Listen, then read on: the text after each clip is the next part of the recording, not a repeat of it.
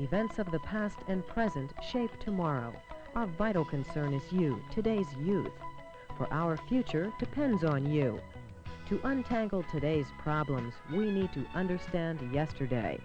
We hope this film series will make you aware of the people, places, and events which have helped shape our nation and our world. Manufacturers Hanover is pleased to sponsor this educational film as a special service to schools in the New York City area.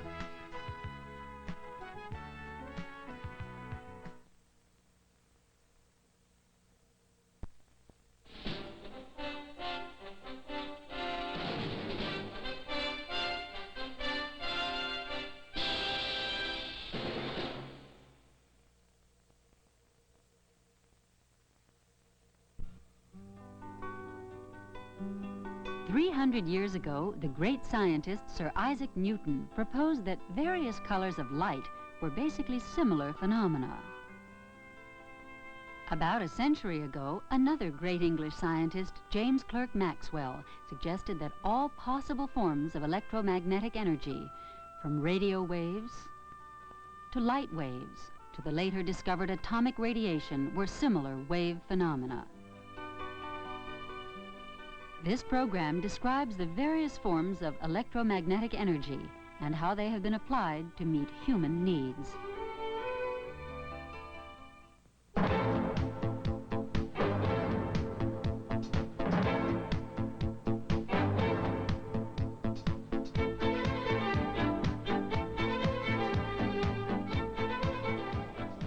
Like ocean waves, long rolling swells, or short breakers on a beach, sunlight and other energy transmissions are basically wave-like in character.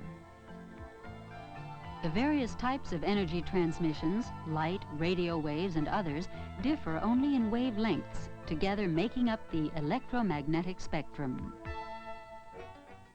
A pioneer in understanding radiant energy was Dutch-born physicist Wilhelm Röntgen. In 1895, experimenting with electrical discharges in a blacked-out vacuum tube, he noticed that some distance away, a sheet of paper treated with barium platinum cyanide began to emit light. He had discovered invisible rays capable of penetrating solid objects and exposing photographic plates. He called his unknown rays X-rays, and his first X-ray photographs amazed the medical and scientific world. A year later, Henri Becquerel, who had been investigating Röntgen's X-rays, discovered that mineral crusts placed on photographic plates wrapped in light, tight black paper would make an image on the plates without being exposed to light. Radiations from the minerals penetrated the black paper, and in later experiments penetrated thin strips of aluminum and copper. Becquerel had discovered radioactivity, though he didn't call it by that name.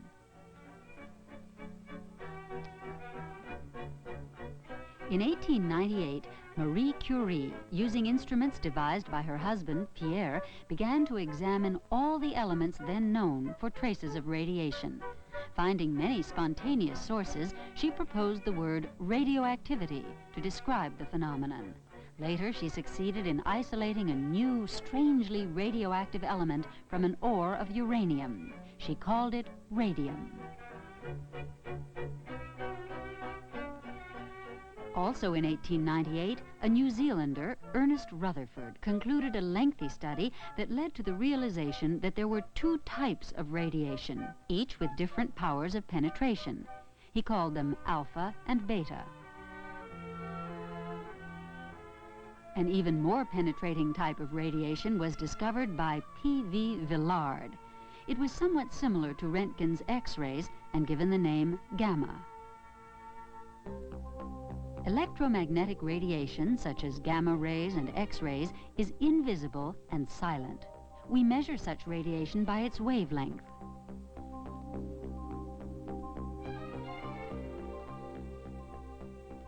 In this diagram, we can see types of radiation with three distinct wavelengths.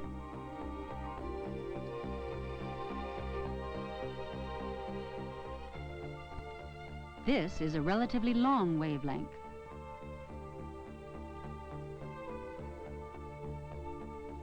We can create these waves with special equipment which transmits them from a broadcasting station. The waves can measure up to 1 kilometer from crest to crest. We cannot see or hear the waves, but a radio receiver can transform them into sound waves we can hear. The waves will pass through buildings and people and do no harm. They do, however, lose some of their strength as they pass through things. The concrete and steel reinforcing rods in an overpass absorb so much radio energy that there is none for the radio to pick up. Shorter wavelengths can be used in transmitting TV pictures. The length of the rods on TV antennas is related to the wavelengths of transmission. Radar employs shorter waves, wavelengths which will not pass through aircraft or ships. Instead, radar waves bounce off objects, return to the sender as images on a screen.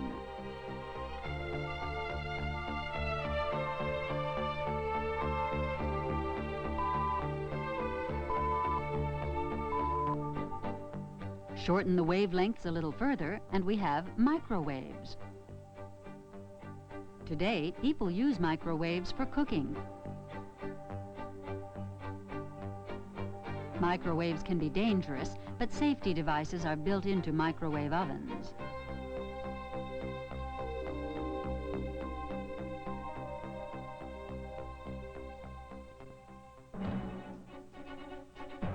Let's see how far we've moved down the electromagnetic spectrum. So far, we have seen radiations from radio, TV, radar, and microwaves. Now, let's discuss an even shorter wavelength, infrared radiation. Such infrared rays are used to operate a TV by remote control. We can detect infrared with our bodies and feel the deep, penetrating wavelengths. They bring relief to sufferers of muscular pain. We also feel infrared coming from fires and stoves. By using special heat-detecting film, we can take pictures of heat, like this. Rescue workers find people buried under debris by using heat-detecting cameras. So far, none of the radiations discussed have been visible to our eyes. To detect them all, you have to use special instruments. Now we'll consider wavelengths which are even shorter, the visible light wavelengths, from 400 to 700 micrometers, or 4,000 to 7,000 angstroms. Each color you detect with your eyes has a particular wavelength. As the wavelengths shorten, they reach the level of ultraviolet light. Such ultraviolet light promotes tanning, though too much exposure can be harmful.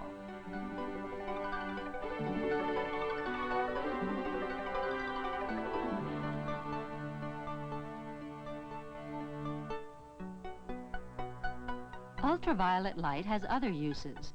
Here, forensic scientists use ultraviolet light to detect alterations and forgeries in documents. The document on the right is genuine. The left one is false. As wavelengths become shorter still, we reach X-rays. Since they were discovered by Röntgen a century ago, X-rays have proved very useful.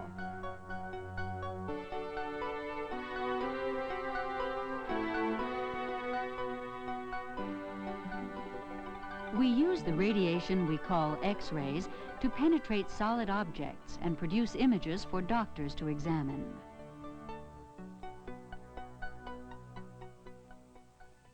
We are now down to very short wavelengths, less than the thickness of an atom. We need to know about atoms because that's where the X-rays start, from inside atoms. An atom is small indeed. For instance, it's probably hard to believe, but there are more atoms in a pencil dot than there are people in the world.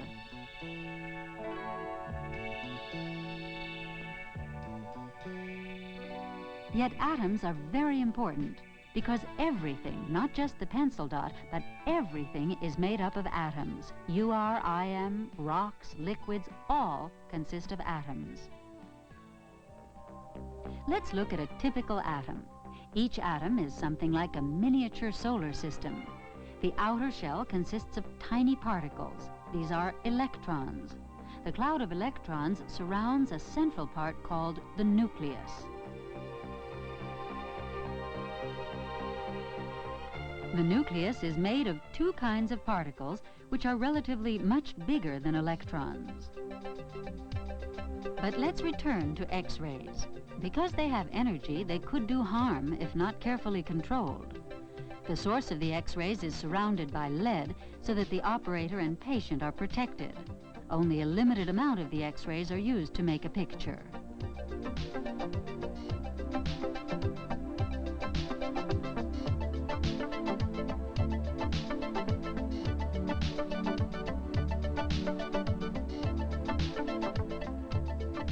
X-rays are energy coming from the innermost orbits of electrons. Of course, only certain atoms give out X-rays.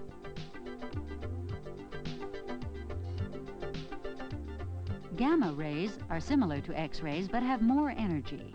Here, they are in their place in the electromagnetic spectrum. Gamma rays are potentially hazardous to life, but we can protect ourselves from their effects by ensuring there is a safe distance from them, or by shielding the source with very thick lead or concrete. Like X-rays, they can be used in medicine. Carefully controlled gamma rays can be directed to kill cells which have become tumors. Many years ago, hypodermic syringes were expensive, so each syringe was used on many patients. Each time they were immersed in boiling water to kill off any germs which might cause infection. Nowadays, syringes are sterilized by gamma radiation while in a new germ-proof bag. Each syringe, much cheaper than in the past, is used once, then thrown away.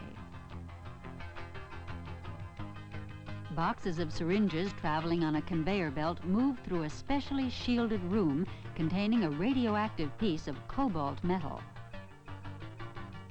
The gamma rays don't make the boxes on the conveyor system or the syringes radioactive, but they do kill any germs on the syringe. Radiation plants like this run 24 hours a day, 7 days a week, processing surgical devices, cosmetic powders, and plastics. Even food can have its storage life extended by gamma radiation.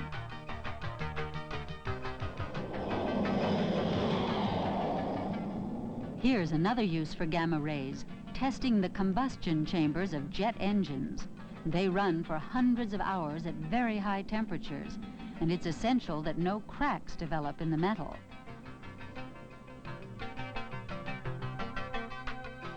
If there are fine cracks, they may not be detected by the human eye, so once again, gamma rays are used to take pictures.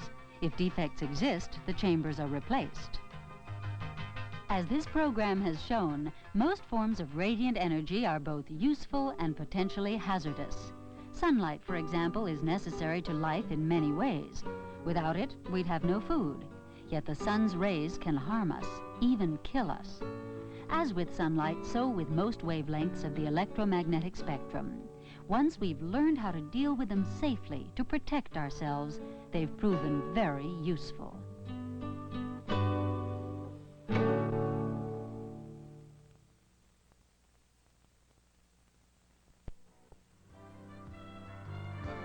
The Science Screen Report has been presented to you as a community service of Manufacturers Hanover.